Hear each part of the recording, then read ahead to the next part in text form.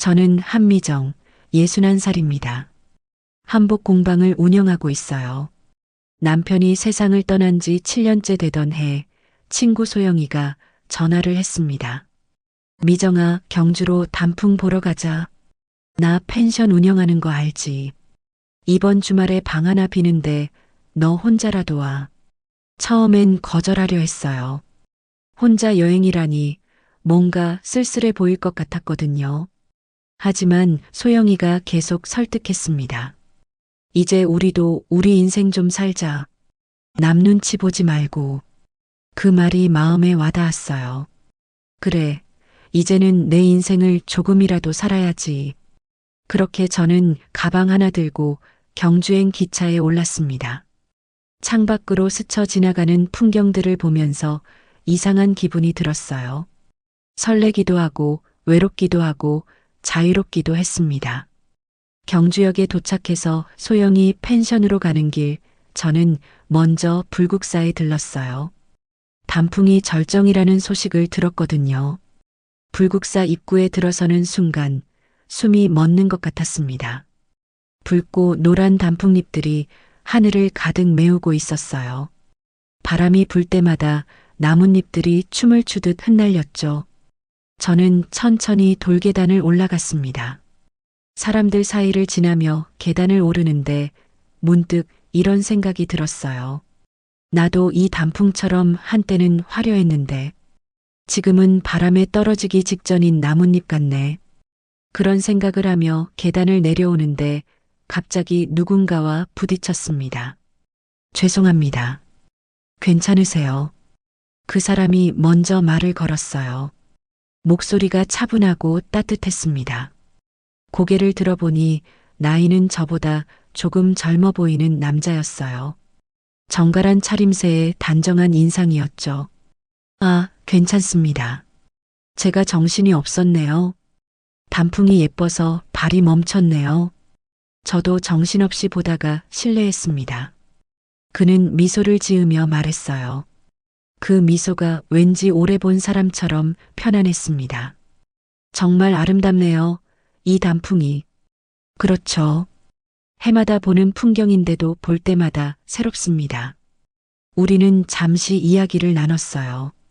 그도 혼자 여행을 왔다고 했습니다. 서울에서 변호사로 일하는데 오랜만에 시간을 내서 경주에 왔다고요. 이름은 이현우라고 했습니다. 저는 한미정이에요. 한복 공방을 운영하고 있습니다. 한복이요. 멋진 일을 하시네요. 대화는 자연스러웠어요. 어색함이 전혀 없었습니다. 마치 오래전부터 알던 사람처럼 편하게 이야기가 오갔죠. 저기, 실례가 아니라면 차 한잔 하실래요? 이 근처에 좋은 찻집이 있다고 들었는데. 현우가 조심스럽게 물었어요. 저는 잠시 망설였습니다. 낯선 사람과 차를 마신다는 게 조금은 부담스러웠거든요. 하지만 이상하게도 그 사람한테선 불편함이 느껴지지 않았어요. 좋아요. 걷다 보니 목도 마르네요. 우리는 함께 불국사 옆 작은 찻집으로 향했습니다. 가는 길에 단풍잎이 계속 떨어졌어요. 현우는 떨어지는 나뭇잎을 보며 말했습니다. 떨어지는 것도 아름답네요. 그 말에 저도 모르게 미소가 나왔어요. 그렇죠. 끝이 아니라 다음 계절을 준비하는 거니까요. 찻집은 아담하고 조용했습니다. 창밖으로 단풍나무가 보였어요. 우리는 대추차를 주문했습니다. 차를 마시며 이야기를 나누는 동안 저는 오랜만에 마음이 편안해지는 걸 느꼈어요. 현우는 좋은 경청자였습니다. 제 이야기를 진심으로 들어주는 게 느껴졌거든요. 남편분은요? 남편은 7년 전에 세상을 떠났어요. 죄송합니다. 불편한 질문을 드렸네요. 아니에요. 이젠 괜찮아요. 시간이 많이 흘렀으니까요. 거짓말이었어요. 사실 아직도 가끔은 힘들었거든요. 하지만 현우 앞에서는 괜찮은 척하고 싶었습니다. 저도 이혼했습니다. 5년 전에요. 현우가 조용히 말했어요. 그 순간 우리 사이에 묘한 동질감이 생겼습니다. 둘 다 상처를 안고 사는 사람들이었죠. 해가 지기 시작했어요. 찻집 창밖으로 노을이 물들고 있었습니다. 시간이 벌써 이렇게 됐네요. 즐거웠습니다. 한미정 씨. 저도요. 이현우 씨. 우리는 찻집을 나섰습니다. 헤어지기 전에 현우가 명함을 건넸어요. 연락처 남겨도 될까요? 서울에 돌아가서도 가끔 안부 여쭙고 싶네요. 저는 명함을 받았습니다. 손에 쥔 명함이 왠지 따뜻하게 느껴졌어요. 그렇게 우리는 헤어졌습니다. 펜션으로 돌아가는 길, 저는 계속 그 사람 생각을 했어요. 이상했습니다. 처음 만난 사람인데 마음이 이렇게 편할 수가 있나 싶었거든요. 소영이가 물었어요. 미정아, 무슨 좋은 일 있어? 얼굴이 환해졌네. 그냥 단풍이 예뻐서 그래. 거짓말이었죠. 단풍보다 더 마음에 남은 게 있었으니까요. 그날 밤 저는 오랜만에 편안하게 잠들었습니다. 꿈속에서도 붉은 단풍잎이 흩날리고 있었어요. 다음 날 아침 저는 일찍 눈이 떠졌습니다. 소영이 펜션에서 창문을 열자 단풍 향기가 밀려 들어왔어요. 이상하게 기분이 좋았습니다. 어제 현우를 만난 뒤로 마음 한편이 따뜻해진 것 같았거든요. 아침을 먹고 다시 불국사로 향했어요. 혼자 걸으려고 했는데 입구에서 현우와 마주쳤습니다. 우연이었을까요? 아니면 그도 저를 기대하고 있었던 걸까요? 어제 그 찻집 아세요? 오늘도 그쪽으로 가보려고요. 현우가 먼저 말을 걸었어요. 목소리에 설렘이 묻어 있었습니다. 저도 그쪽으로 가려던 참이었어요. 거짓말이었죠. 사실 저는 그냥 단풍길을 걸으려던 참이었거든요. 하지만 현우를 다시 만나니 마음이 달라졌습니다. 우리는 함께 찻집으로 걸어갔어요. 어제보다 단풍이 더 붉게 물든 것 같았습니다. 바람이 불 때마다 나뭇잎들이 눈처럼 흩날렸어요. 현우가 따뜻한 대추차 2잔을 주문했습니다. 혼자 오셨다기에 혹시 같이 걸으실래요? 이 근처에 돌담길이 아름답다고 들었거든요. 좋아요. 혼자 걷기엔 아까운 풍경이네요. 차를 마시고 우리는 불국사 뒤편 돌담길로 향했습니다. 붉고 노란 단풍나무들이 돌담을 따라 늘어서 있었어요. 마치 그림 속을 걷는 것 같았습니다. 현우는 천천히 걸으며 주변을 둘러봤어요. 서울에선 이런 풍경을 볼 수가 없죠. 그렇죠. 저도 오랜만에 이렇게 여유롭게 걷는 것 같아요. 우리는 나란히 걸었습니다. 어깨가 스칠 듯 말 듯한 거리였어요. 가끔 현우가 낮은 나뭇가지를 손으로 잡아 치워줬습니다. 그럴 때마다 제 심장이 조금씩 빨리 뛰었어요. 그때였습니다. 갑자기 바람이 세게 불었어요. 제 목에 두른 스카프가 바람에 날아갔습니다. 아, 스카프가. 현우가 재빨리 손을 뻗었어요. 바람이 장난이 심하네요. 대신 제가 잡을게요. 그는 날아가는 스카프를 잡아 제 목에 다시 둘러줬습니다. 그 손끝이 제 목덜미에 스쳤어요. 순간 온몸에 전율이 흘렀습니다. 고맙습니다. 제 목소리가 떨렸어요. 현우도 그걸 느꼈는지 살짝 미소를 지었습니다. 우리는 다시 걷기 시작했어요. 하지만 이상했습니다. 아까와는 분위기가 달라진 게 느껴졌거든요. 공기가 더 따뜻해진 것 같았어요. 현우의 손이 제 손 가까이에 있었습니다. 혹시 손이 시리세요? 아니에요, 괜찮아요. 거짓말이었죠. 사실 손이 조금 시렸거든요. 하지만 현우가 제 손을 잡을까봐 두려웠습니다. 아니, 기대했을지도 몰라요. 돌담길을 한참 걷다가 우리는 작은 정자에 앉았어요. 저 멀리 석가탑이 보였습니다. 햇살이 탑에 부딪혀 반짝이고 있었어요. 현우가 조용히 말했습니다. 한미정 씨, 여기 와서 정말 다행이에요. 저도요. 오랜만에 마음이 편안해지는 것 같아요. 사실 저도 혼자 있는 게 익숙해졌거든요. 그런데 이렇게 누군가와 함께 있으니 새롭네요. 그 말에 제 가슴이 뭉클해졌습니다. 저도 그래요. 7년을 혼자 살았는데 오늘은 외롭지 않네요. 우리는 한동안 말없이 앉아 있었어요. 침묵이 불편하지 않았습니다. 오히려 편안했어요. 현우가 가끔 저를 훔쳐보는 게 느껴졌습니다. 저도 모르게 입가에 미소가 번졌어요. 해가 저물기 시작했습니다. 펜션으로 돌아가야 할 시간이었어요. 현우가 먼저 일어났습니다. 오늘 정말 즐거웠습니다. 내일은 서울로 돌아가야 하는데 아쉽네요. 저도 내일 돌아가요. 시간이 너무 빨리 가네요. 그럼 역까지 같이 가시겠어요? 내일 기차 시간이 비슷할 것 같은데. 좋아요. 펜션으로 돌아오는 길, 제 발걸음이 가벼웠습니다. 소영이가 웃으며 물었어요. 미정아, 무슨 좋은 일 있어? 얼굴이 완전 환해졌는데. 그냥 단풍이 예뻐서 그래. 저녁을 먹고 방으로 들어왔습니다. 여행 일지를 펼쳤어요. 오늘 있었던 일들을 적다가 괜히 미소가 지어졌습니다. 현우의 손끝이 제 목덜미를 스친 그 순간이 자꾸 떠올랐거든요. 그때였습니다. 휴대폰에 문자가 왔어요. 현우였습니다. 오늘의 단풍이 너무 아름다워서요. 사진 한 장 찍어도 될까요? 저는 잠시 망설였습니다. 사진이요. 무슨 사진 말씀이세요? 한미정 씨 사진이요. 오늘 돌담길에서 단풍 바라보시던 모습이 너무 좋아서요. 이미 찍어놨는데 보내드려도 될까 싶어서요. 제 심장이 쿵쾅거렸습니다. 그래요. 보내주세요. 잠시 후 사진이 도착했어요. 사진 속 제 모습을 보고 깜짝 놀랐습니다. 제가 이렇게 환하게 웃고 있었나 싶었거든요. 붉은 단풍을 배경으로 서 있는 제 모습이 낯설면서도 아름다워 보였어요. 그리고 사진 아래에 한 줄의 문장이 있었습니다. 단풍처럼 따뜻한 사람.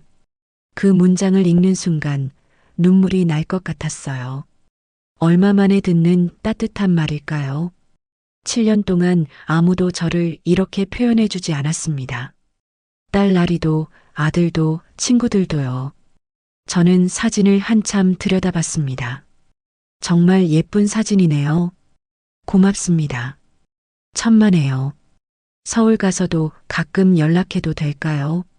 물론이죠. 문자를 보내고 나서 저는 가슴이 두근거렸어요. 이게 설렘일까요? 61살이 돼서 느끼는 이 감정이 낯설었습니다. 하지만 나쁘지 않았어요. 오히려 살아있다는 느낌이 들었거든요. 그런데 이상했습니다. 문자를 몇 번 읽다 보니 묘한 느낌이 들었어요. 사진을 이미 찍어놨다는 말이 마음에 걸렸습니다. 언제 찍었을까요? 제가 모르는 사이에 찍었다는 건가요? 아니야, 괜한 생각이야. 저는 고개를 저었어요. 하지만 가슴 한편이 조금 답답했습니다. 왜 미리 말하지 않았을까? 왜 몰래 찍었을까? 그래도 사진은 정말 예뻤어요. 저는 사진을 배경화면으로 설정했습니다.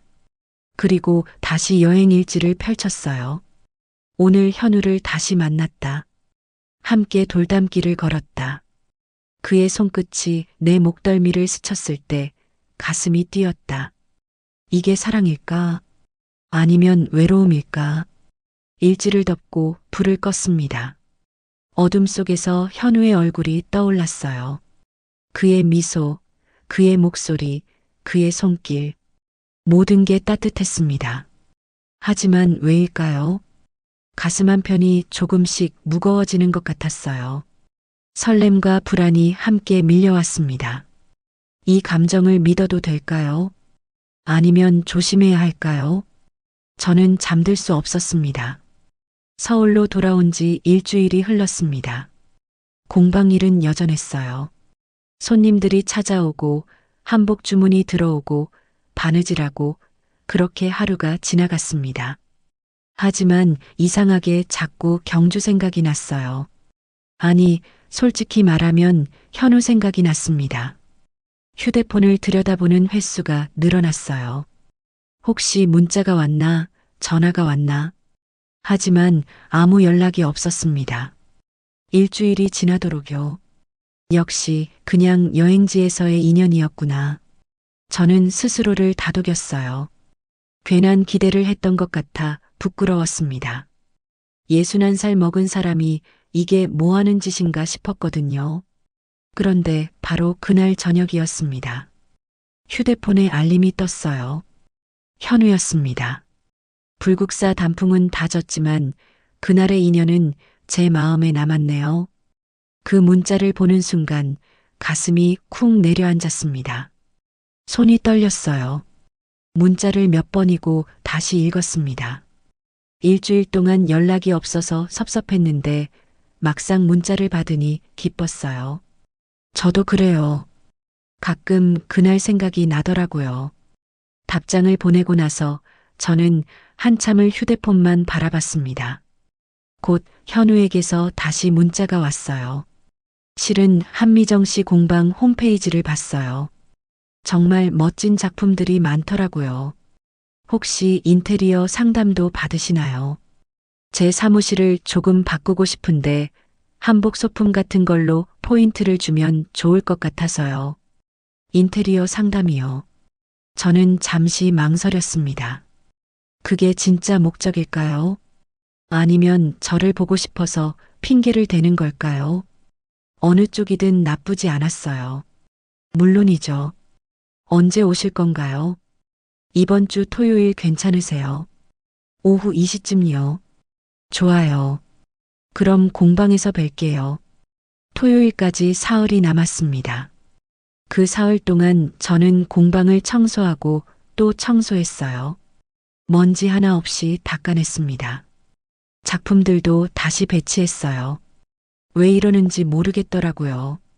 딸 나리가 공방에 들렀다가 물었습니다. 엄마, 무슨 일 있어요? 공방이 왜 이렇게 깨끗해요? 그냥 청소 좀 했어. 나리는 의심스러운 눈으로 저를 쳐다봤지만 더 묻지 않았어요. 드디어 토요일이 왔습니다. 아침부터 옷장을 뒤졌어요. 뭘 입어야 할까? 너무 화려하면 이상하고 너무 수수하면 나이 들어 보이고 결국 베이지색 니트에 검은색 바지를 입었습니다. 거울을 보니 머리가 신경 쓰였어요. 미용실에 갈까 하다가 관뒀습니다. 너무 티나잖아요. 그냥 집에서 간단히 정리했어요. 오후 2시가 가까워졌습니다. 공방 앞에서 커피를 내렸어요. 원두향이 공방 안에 가득 퍼졌습니다. 창문을 조금 열어 환기를 시켰어요. 정확히 2시였습니다. 현우가 공방 문을 열고 들어왔어요. 깔끔한 셔츠에 청바지 차림이었습니다. 손에는 작은 쇼핑백을 들고 있었어요. 안녕하세요, 한미정 씨. 오랜만이에요. 어서 오세요. 커피 한 잔 하실래요? 좋죠. 저는 커피를 따라 건넸습니다. 현우는 공방을 천천히 둘러봤어요. 벽에 걸린 한복들, 선반 위에 놀이개들, 작업 중인 천들.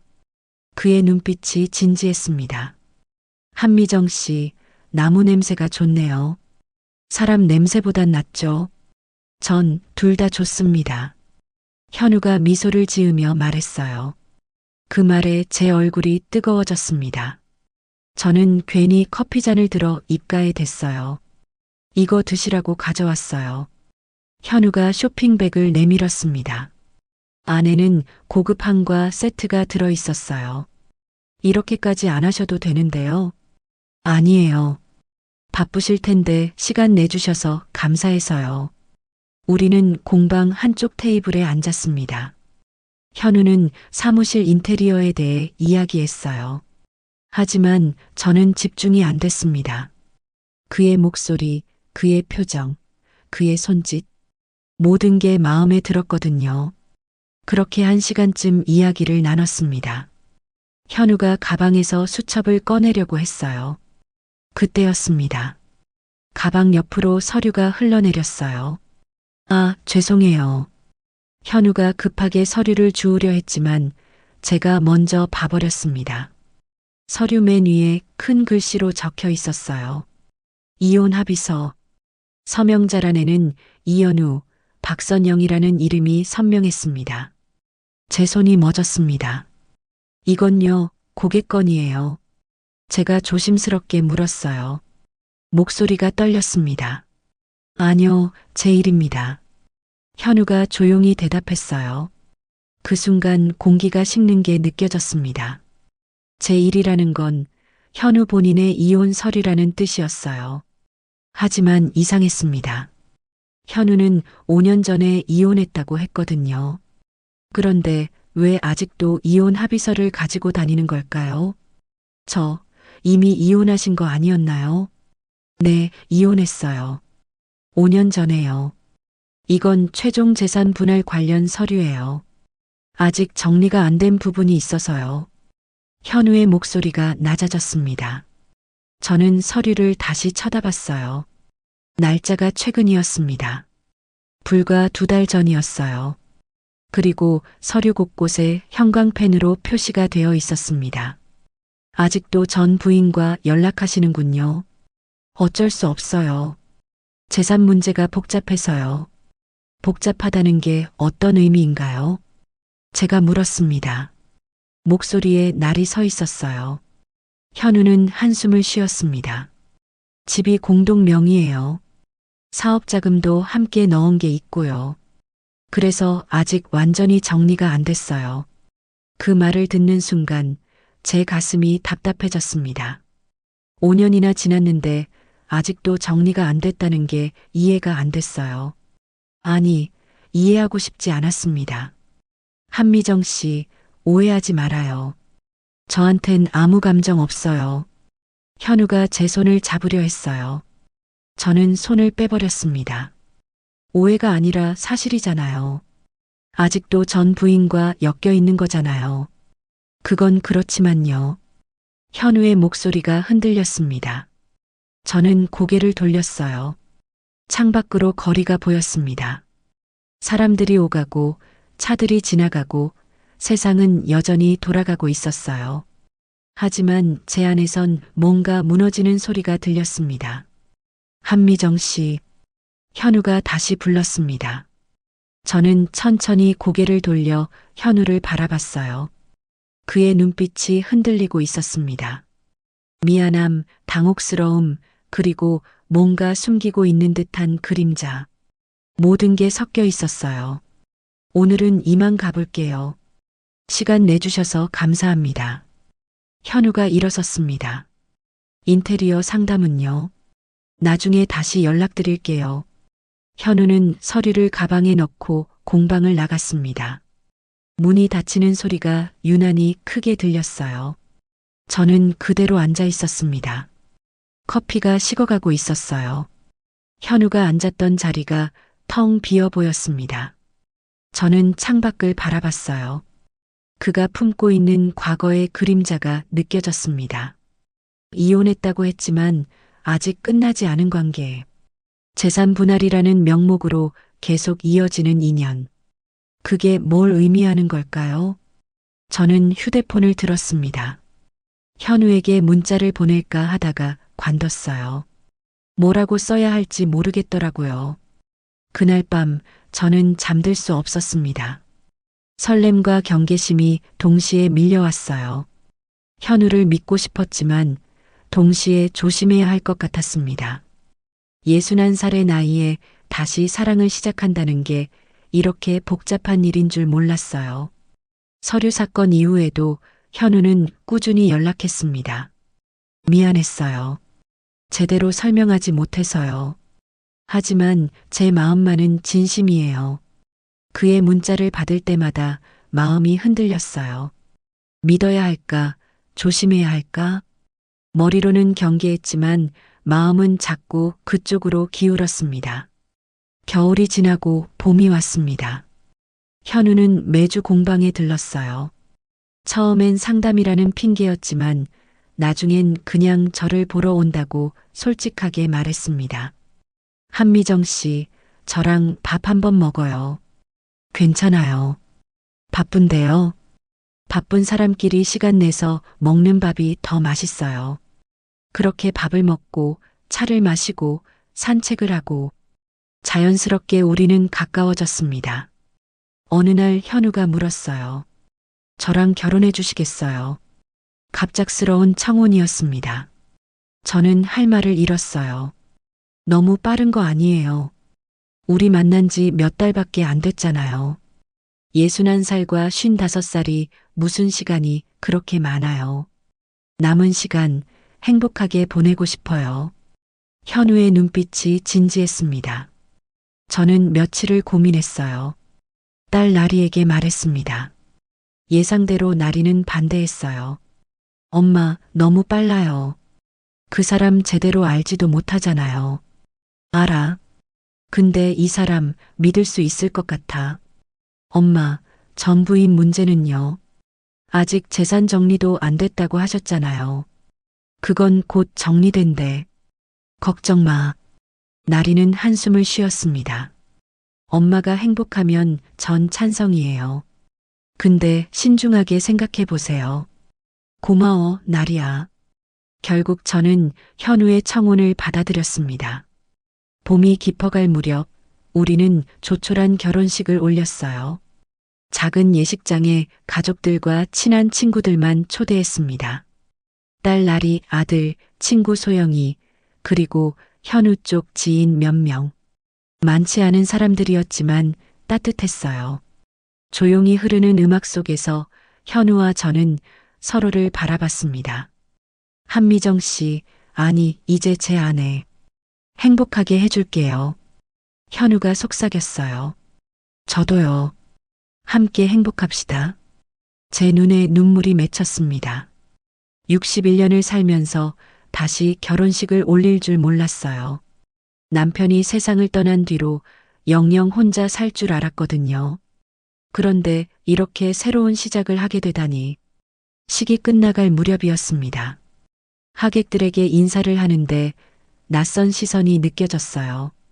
뒤를 돌아보니 예식장 맨 뒷자리에 중년 부부가 앉아 있었습니다. 여자가 현우를 바라보며 입꼬리를 올렸어요. 그 미소가 이상했습니다. 축하한다는 느낌이 아니었어요. 뭔가 비웃는 것 같았습니다. 저분들은 누구예요? 제가 현우에게 물었습니다. 현우가 뒤를 돌아봤어요. 그 순간 그의 얼굴이 굳었습니다. 모르는 분들이에요. 그의 대답이 너무 빨랐어요. 그런데 이상했습니다. 현우의 눈빛이 순간적으로 흔들렸거든요. 정말 모르는 사람이라면 왜 저런 표정을 지을까요? 저는 다시 그쪽을 봤어요. 하지만 그 부부는 이미 자리를 떠난 뒤였습니다. 예식장 문이 닫히는 소리만 들렸어요. 왠지 불길한 느낌이 들었습니다. 신혼집은 현우의 집이었어요. 넓은 아파트였습니다.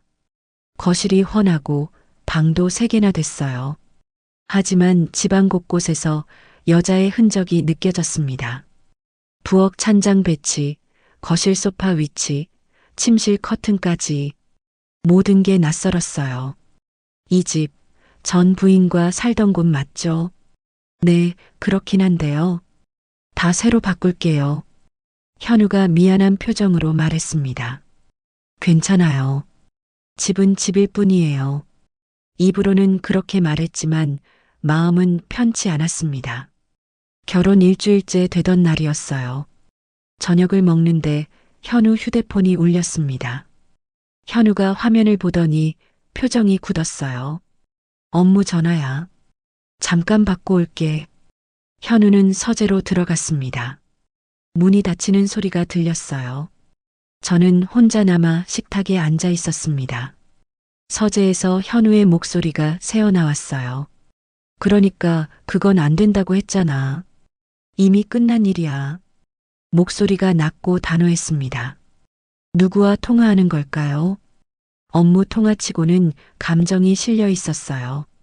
1시간쯤 지나서 현우가 나왔습니다. 미안해요. 복잡한 사건이라서요. 괜찮아요. 저는 웃으며 대답했습니다. 하지만 괜찮지 않았어요. 뭔가 이상했거든요. 그날 이후로 전화가 자주 왔습니다.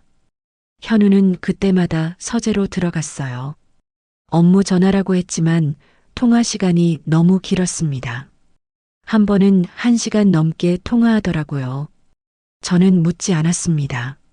물어봤자 업무 얘기라고 할 게 뻔했거든요. 하지만 의심은 점점 커져갔어요. 불국사에서 느꼈던 따뜻함은 사라지고 있었습니다. 현우는 여전히 다정했어요. 아침마다 커피를 내려줬고 저녁엔 함께 산책을 했습니다. 하지만 뭔가 달라졌어요. 무언가 차갑고 단단한 벽이 우리 사이에 생기고 있었습니다. 어느 날 밤 현우가 잠든 뒤에 거실로 나왔어요. 창밖을 바라보며 생각했습니다. 내가 뭘 잘못한 걸까? 아니면 처음부터 잘못된 선택이었을까? 결혼식 때 봤던 그 여자의 미소가 자꾸 떠올랐어요. 그 미소 속엔 뭔가 있었습니다. 마치 앞으로 벌어질 일을 아는 듯한 표정이었어요. 저는 한숨을 쉬었습니다. 행복하고 싶었는데 왜 이렇게 불안할까요? 결혼한 지 한 달이 지났습니다. 현우는 오늘 출장을 갔어요. 부산에서 재판이 있다며 이틀 동안 집을 비운다고 했습니다. 잘 다녀와요. 조심해서요. 고마워요. 금방 올게요. 현우가 나간 뒤 집안이 조용했습니다. 저는 거실을 청소하기 시작했어요. 결혼하고 나서 제대로 정리할 시간이 없었거든요. 소파 밑을 쓸고 선반을 닦고 책장을 정리했습니다. 서재로 들어갔어요. 현우의 책들이 빼곡히 꽂혀 있었습니다. 법률 서적들, 판례집들, 하나하나 먼지를 닦아냈어요. 책상 밑에 서류함이 있었습니다. 처음엔 그냥 지나치려 했어요. 현우의 일 관련 서류일 테니까요. 하지만 서류함 뚜껑이 살짝 열려 있었습니다. 정리 좀 해야겠네. 저는 서류함을 열었어요. 안에는 각종 문서들이 가득했습니다. 계약서, 판결문, 영수증들. 연도별로 정리되어 있더라고요. 제일 위에 있는 서류를 집어들었습니다. 부속합의서. 제목을 보는 순간 심장이 철렁했어요. 계약 당사자 란에 적힌 이름. 이현우, 박선영. 박선영. 현우의 전 부인 이름이었습니다. 손이 떨렸어요. 하지만 저는 서류를 계속 읽었습니다. 날짜를 확인했습니다. 결혼식 3주 전이었어요. 3주 전이라고요. 저와 결혼 준비를 하던 바로 그때였습니다. 서류 내용을 읽어 내려갔어요. 부동산 명의, 사업자금, 예금 계좌. 모든 항목에 박선영의 이름이 있었습니다. 주 명의자는 전부 박선영이었어요. 이게 뭐지? 저는 다음 서류를 집어들었습니다. 공동명의 통장 계약서였어요. 통장 개설일은 5년 전. 현우와 박선영이 이혼하기 직전이었습니다. 하지만 이상한 건 그게 아니었어요.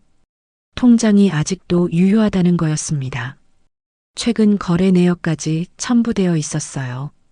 지난달, 그러니까 우리 결혼식 한 달 전까지도 입출금 기록이 있었습니다. 입금자 이름, 이현우. 출금자 이름, 박선영. 숨이 막혔어요. 현우는 저와 결혼하기 직전까지도 전 부인과 동거래를 하고 있었던 겁니다. 아니, 결혼한 지금도 하고 있는 건가요? 저는 서류를 더 뒤졌습니다. 손이 덜덜 떨렸지만 멈출 수 없었어요. 알아야 했습니다. 진실을 알아야 했어요. 맨 아래에서 또 다른 서류가 나왔습니다. 재산분할 최종 합의서. 이번엔 날짜가 결혼식 일주일 전이었어요. 서류를 펼쳤습니다. 마지막 페이지 하단에 작은 글씨로 특약사항이 적혀 있었어요. 재혼 후에도 명의는 합의 완료 시까지 유지한다. 그 문장을 읽는 순간 온몸이 얼어붙었습니다. 재혼 후에도 명의는 유지한다. 그 말은 현우가 저와 결혼한 뒤에도 모든 재산이 박선영 명의로 남아있다는 뜻이었어요. 제가 지금 살고 있는 이 집도요. 제가 쓰는 생활비 통장도요. 모든 게 박선영 것이었습니다. 저는 주저앉았어요. 손에서 서류가 떨어졌습니다. 종이들이 바닥에 흩어졌어요. 머리가 하얘졌습니다. 저는 뭐였을까요? 현우에게 저는 뭐였을까요? 사랑이었을까요? 아니면 그냥 외로움을 달래줄 사람이었을까요? 불국사 단풍길에서 현우를 만났을 때가 떠올랐어요. 그때 느꼈던 설렘, 따뜻함, 희망. 모든 게 거짓이었던 걸까요? 아니야, 그럴 리 없어. 저는 고개를 저었습니다. 분명 오해일 거예요. 현우한테 물어보면 설명해 줄 거예요. 다 이유가 있을 거라고요. 하지만 손끝이 차가웠습니다. 서류에 적힌 날짜들, 금액들, 이름들, 모든 게 명확했어요. 오해할 여지가 없었습니다. 현우는 저와 결혼하면서도 전 부인과의 관계를 완전히 정리하지 않았던 겁니다. 아니, 정리할 생각이 없었던 건지도 몰라요. 저는 휴대폰을 들었습니다. 현우에게 전화를 걸려다가 멈췄어요. 뭐라고 말해야 할까요? 당신 서류 뒤졌다고 할까요? 아니면 전부인 명의가 왜 아직도 유지되냐고 따질까요? 손가락이 떨려서 버튼을 누를 수가 없었어요. 저는 휴대폰을 내려놨습니다. 거실로 나와 소파에 앉았어요. 창밖을 바라봤습니다. 봄 햇살이 따뜻하게 들어오고 있었어요. 하지만 제 안은 겨울보다 추웠습니다. 결혼식 때 봤던 그 여자가 떠올랐어요. 현우를 바라보며 입꼬리를 올렸던 그 미소. 이제 알 것 같았습니다. 그 여자가 왜 그렇게 웃었는지. 박선영이었던 거예요. 결혼식에 와서 저를 지켜본 사람. 현우의 전 부인이었던 겁니다. 저는 눈을 감았어요. 눈물이 흘러내렸습니다. 참으려 했지만 참을 수 없었어요. 61살에 다시 시작한 사랑이 이렇게 무너지다니. 저는 뭘 믿었던 걸까요? 현우의 다정한 말들, 따뜻한 눈빛, 진심 같았던 고백들. 모든 게 거짓이었을까요? 아니면 진심이었지만 충분하지 않았던 걸까요? 휴대폰이 울렸습니다. 현우였어요. 문자가 와 있었습니다. 회의 잘 끝났어요. 내일 저녁에 들어갈게요. 보고 싶네요. 저는 문자를 읽고 또 읽었습니다. 보고 싶다는 말이 공허하게 느껴졌어요. 답장을 하지 않았습니다. 뭐라고 써야 할지 몰랐거든요. 저는 다시 서재로 들어갔어요. 바닥에 흩어진 서류들을 주웠습니다. 하나하나 다시 읽었어요. 읽으면 읽을수록 확신이 들었습니다. 저는 이 집의 주인이 아니었어요. 이 통장의 주인도 아니었습니다. 모든 게 박선영의 것이었어요. 그럼 저는 뭐죠? 손님인가요? 아니면 그냥 지나가는 사람인가요? 저는 서류를 다시 서류함에 넣었습니다. 원래 있던 자리 그대로요. 현우가 눈치채지 못하게요. 하지만 제 마음은 이미 무너진 뒤였습니다. 현우가 출장에서 돌아왔습니다. 저는 아무렇지 않은 척했어요. 웃으며 인사했고 저녁도 차렸습니다. 하지만 마음은 무너져 있었어요. 잘 다녀왔어요. 응, 고마워요. 집이 깨끗해졌네요. 청소 좀 했어요. 현우는 모르고 있었습니다. 제가 서류함을 열어봤다는 걸, 모든 걸 알아버렸다는 걸. 며칠이 지났어요. 저는 계속 고민했습니다. 물어봐야 할까, 모른 척해야 할까? 하지만 물어본다고 뭐가 달라질까요? 그냥 이대로 살까 싶기도 했어요. 모르는 척하고 행복한 척하고 하지만 그럴 수 없었습니다. 가슴이 너무 아팠거든요. 어느 날 오후였습니다. 현우는 사무실에 나가고 집엔 저 혼자였어요. 설거지를 하고 있는데 초인종이 울렸습니다. 누구지? 인터폰 화면을 봤어요. 낯선 여자가 서 있었습니다. 세련된 옷차림에 단정한 헤어스타일이었어요. 나이는 저보다 조금 어려 보였습니다. 50대 중반쯤 될까요? 누구세요? 안녕하세요. 이현우 변호사님 댁 맞으시죠? 잠깐만 뵙고 싶은데요. 목소리가 차분했습니다. 저는 망설였어요. 하지만 현우 관련 일 같아서 문을 열었습니다. 여자가 현관으로 들어섰어요. 가까이서 보니 더 세련되어 보였습니다. 명품 가방에 고급스러운 액세서리. 저와는 다른 분위기였어요. 안녕하세요. 저는 박선영이에요. 이 집 주인입니다. 그 순간 온몸이 굳었습니다. 박선영. 현우의 전 부인이었어요. 저는 한미정이에요. 현우 씨의 아내입니다. 제 목소리가 떨렸습니다. 박선영은 미소를 지었어요. 하지만 그 미소는 따뜻하지 않았습니다. 아, 재혼하셨다는 얘기 들었어요. 축하드려요. 고맙습니다. 저는 어색하게 대답했습니다. 박선영은 거실을 둘러봤어요. 마치 자기 집을 살피듯 천천히요. 많이 바뀌었네요. 소파 위치도 바꾸셨네요. 네, 조금 정리했어요. 그런데 이 집은 아직 제 명의예요. 현우 씨, 명예 이전 안 하셨죠? 박선영이 침착하게 말했습니다. 저는 할 말을 잃었어요. 서류에서 봤던 내용이 사실이었던 겁니다. 그건요.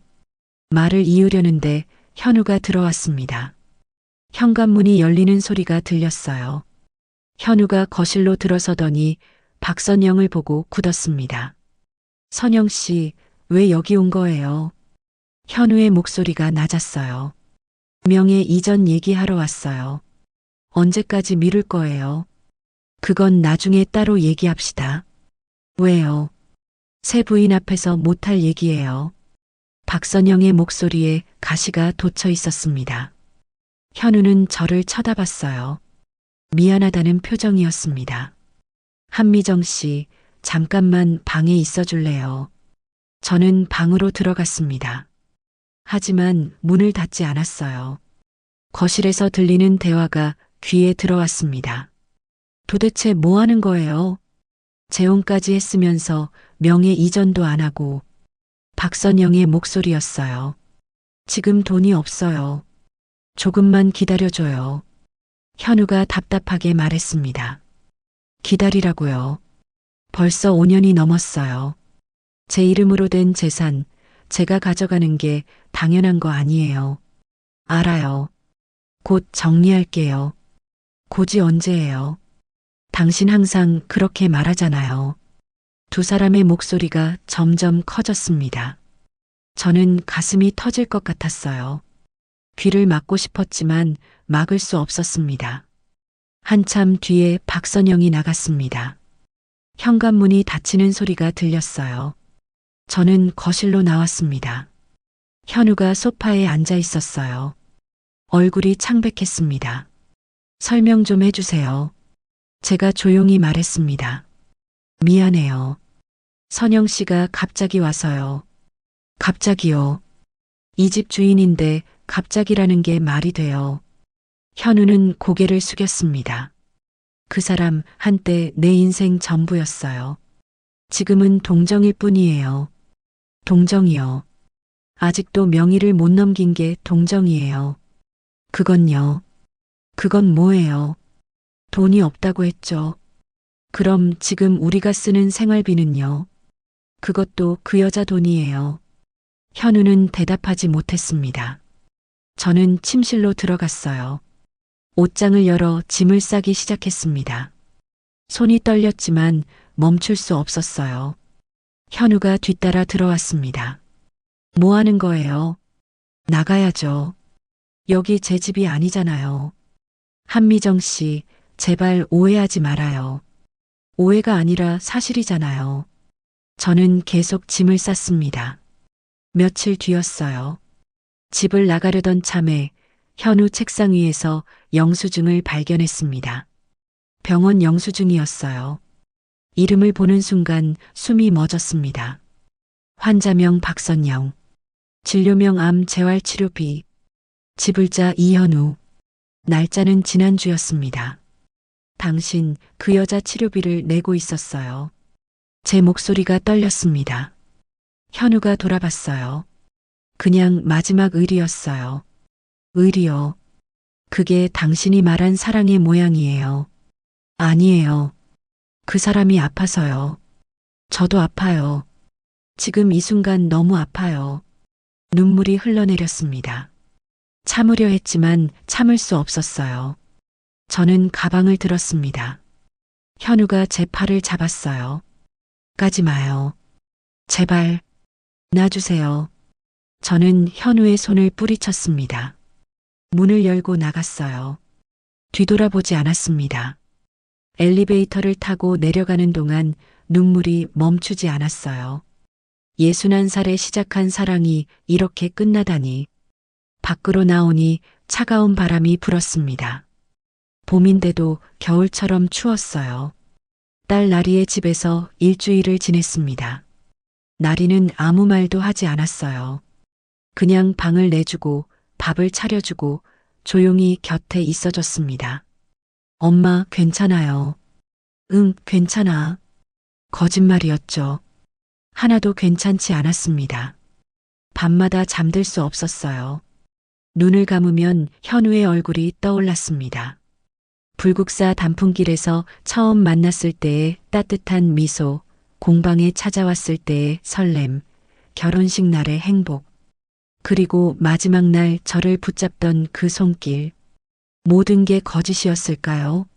아니면 진심이었지만 충분하지 않았던 걸까요? 휴대폰엔 현우에게서 수십 통의 전화와 문자가 와 있었습니다. 미안해요. 설명할 기회를 주세요. 한미정 씨, 제발 연락 좀 해주세요. 당신 없으니 집이 너무 텅 비었어요. 저는 읽기만 하고 답장하지 않았습니다. 뭐라고 답해야 할지 몰랐거든요. 어느 날 오후였어요. 친구 소영이에게서 전화가 왔습니다. 미정아, 나야. 잘 지내? 응, 그럭저럭. 목소리에 힘이 없었습니다. 소영이는 잠시 침묵하다가 조심스럽게 말했어요. 미정아, 너한테 할 말이 있어. 뭔데? 현우 씨 전 부인 말이야. 박선영이요. 그 이름만 들어도 가슴이 답답했습니다. 응? 그 사람 지난주에 세상을 떠났대. 뭐라고요? 저는 벌떡 일어났습니다. 암이었대. 재발해서 투병하다가 결국 경주에 있는 내 친구가 알려줬어. 현우 씨가 장례식장에 있다던데. 그 순간 머릿속이 하얘졌습니다. 암, 치료비, 병원 영수증, 모든 게 연결되었어요. 현우가 박선영의 치료비를 낸 건 사랑 때문이 아니었습니다. 그녀가 아팠기 때문이었어요. 미정아, 괜찮아. 소영이가 걱정스럽게 물었습니다. 응, 고마워. 전화할게. 저는 전화를 끊었습니다.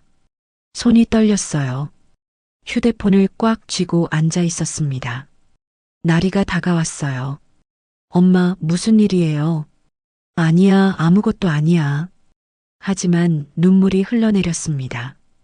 제가 오해했던 걸까요? 현우는 그저 전 부인을 돌본 것뿐이었을까요? 며칠이 더 지났습니다. 저는 계속 생각했어요. 박선영은 왜 결혼식에 왔을까요? 왜 집까지 찾아왔을까요? 그리고 그날 밤 깨달았습니다. 그녀는 마지막 인사를 하러 온 거였어요. 자신이 사랑했던 남자가 새 출발을 하는 걸 확인하러 왔던 겁니다. 그 미소도 이제 이해가 갔어요. 비웃음이 아니라 쓸쓸함이었던 거예요. 자신의 자리를 다른 여자에게 내주는 아픔이었던 겁니다. 저는 가방을 챙겼습니다. 엄마, 어디 가요? 나리가 놀라서 물었어요. 잠깐 다녀올게. 조심해서 다녀오세요. 저는 현우의 사무실로 향했습니다. 버스를 타고 지하철을 갈아타고 1시간을 달렸어요. 사무실 건물 앞에 도착했을 때 해가 지고 있었습니다. 엘리베이터를 타고 7층으로 올라갔어요. 복도를 지나 현우 사무실 문 앞에 섰습니다. 문틈으로 불빛이 새어나오고 있었어요. 노크를 했습니다. 들어오세요. 현우의 목소리였어요. 평소보다 힘이 없었습니다. 문을 열고 들어갔어요. 현우가 책상에 앉아 있었습니다. 얼굴이 많이 수척해져 있었어요. 저를 보더니 깜짝 놀라며 일어섰습니다. 한미정 씨, 안녕하세요. 저는 조용히 인사했습니다. 어떻게, 왜 여기? 현우의 목소리가 떨렸어요. 할 얘기가 있어서요. 저는 현우 앞 의자에 앉았습니다. 현우도 천천히 앉았어요. 우리는 한동안 말없이 마주보고 있었습니다. 박선영 씨 얘기 들었어요. 현우의 얼굴이 굳었습니다. 소영이가 알려줬어요. 세상을 떠났다고. 네. 현우가 고개를 끄덕였어요. 왜 말하지 않았어요? 말할 수 없었어요. 당신이 오해할까봐. 저는 한숨을 쉬었습니다. 오해가 아니라 사실이었잖아요. 당신은 그 사람을 돌보고 있었던 거잖아요. 그건요. 현우가 말을 이으려다 멈췄습니다. 그는 창밖을 바라봤어요. 한참을 그렇게 있다가 천천히 입을 열었습니다. 선영이가 암 진단을 받은 건 5년 전이었어요. 우리가 이혼하기로 결정한 바로 그때였죠. 저는 조용히 들었습니다. 이혼 사유는 성격 차이였어요. 그게 전부였습니다. 하지만 진단을 받고 나서 선영이가 말했어요. 그래도 이혼하자고. 짐이 되기 싫다고. 현우의 목소리가 낮아졌어요. 저는 반대했어요. 아픈 사람을 어떻게 두고 가냐고. 하지만 선영이는 완강했습니다. 결국 이혼했죠. 그런데 재산은요? 제가 물었습니다. 선영이 명의로 남겨둔 건 제 선택이었어요. 치료비가 많이 들었거든요. 제가 벌어서 보내주면 선영이는 그걸로 치료받고 그렇게 5년을 버텼습니다.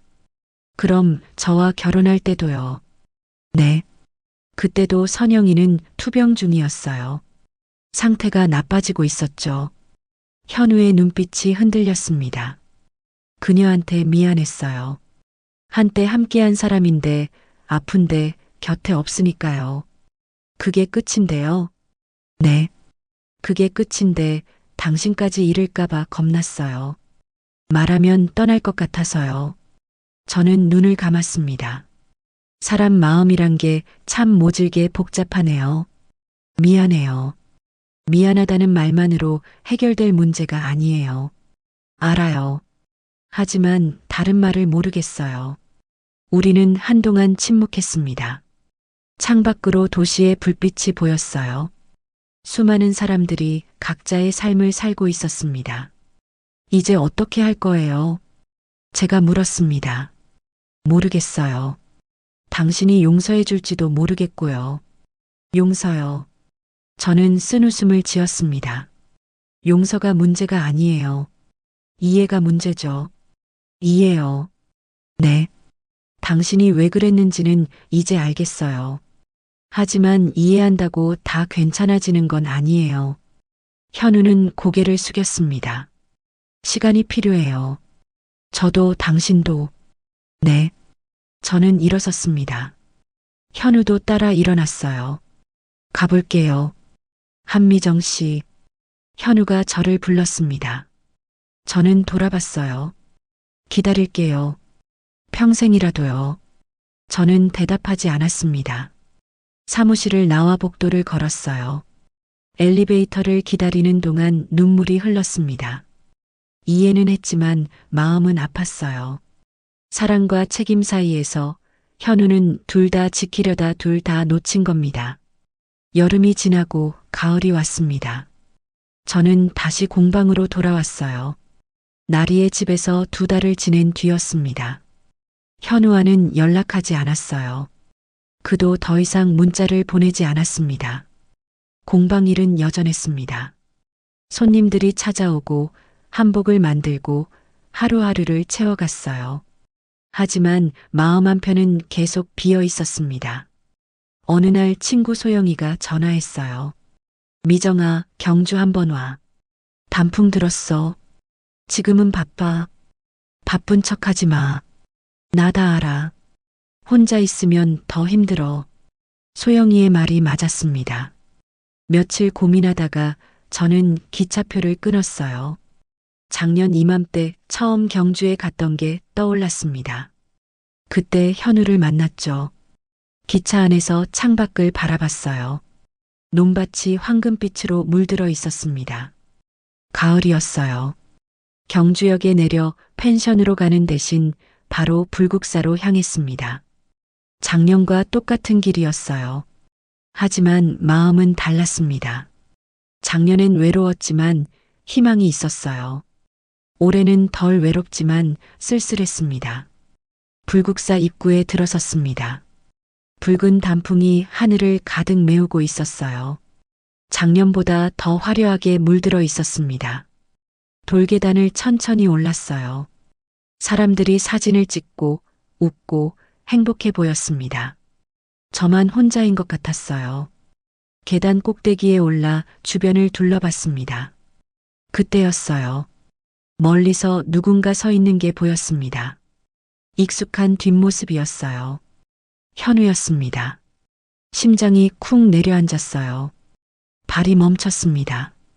현우도 저를 봤습니다. 천천히 이쪽으로 걸어왔어요. 또 혼자 오셨네요. 현우가 먼저 말했습니다. 목소리가 작년처럼 따뜻했어요. 왜 여기 있어요? 당신이 올 것 같아서요. 어떻게 알았어요? 소영이한테 들었어요. 경주 온다고. 저는 한숨을 쉬었습니다.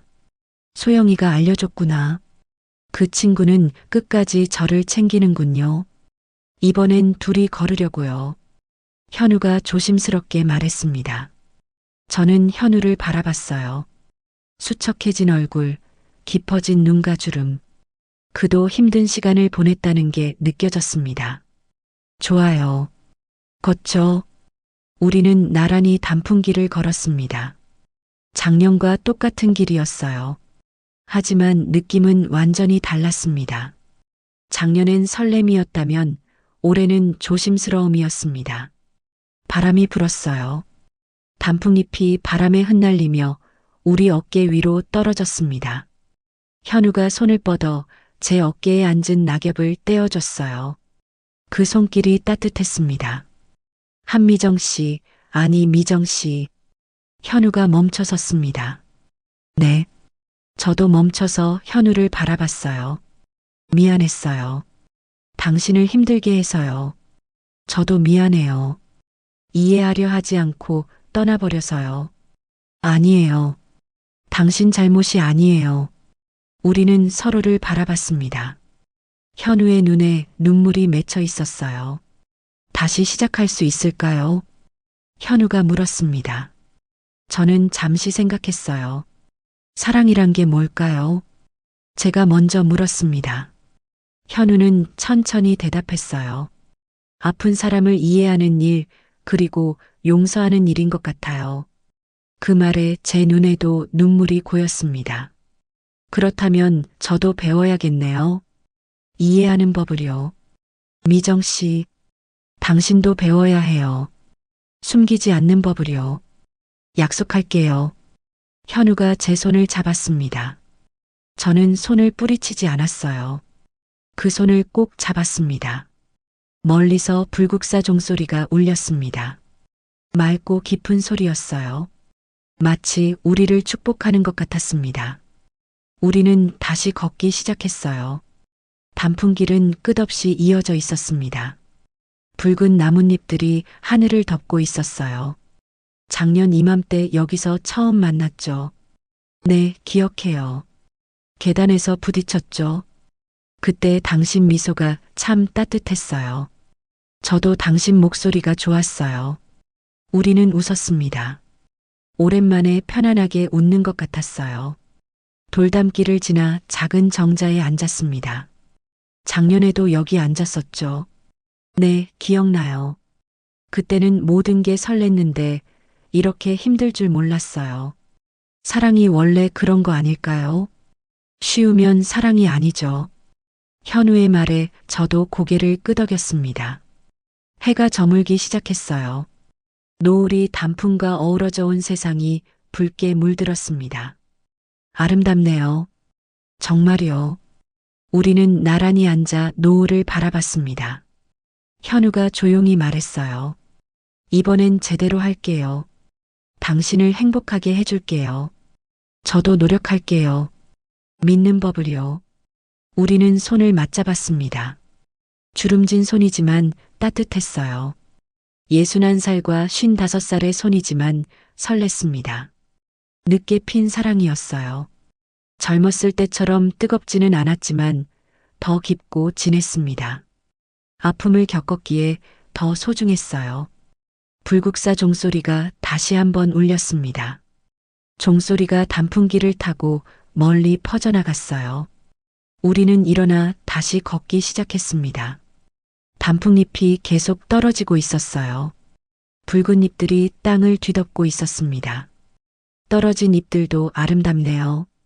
네, 끝이 아니라 새로운 시작이니까요. 맞아요. 우리처럼요.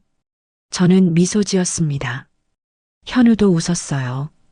우리는 나란히 단풍길을 걸었습니다.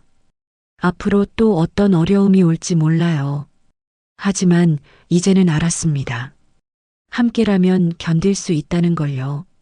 가을 바람이 불었어요. 단풍잎이 또 한 번 흩날렸습니다. 붉게 물든 나뭇잎들이 우리를 감싸며 춤을 췄어요. 늦게 핀 사랑. 이제는 진짜로 물들고 있었습니다. 완성되지 않았지만 완성되어 가는 그런 사랑이었어요. 우리는 계속 걸었습니다. 단풍길 끝까지, 그리고 그 너머까지. 함께요.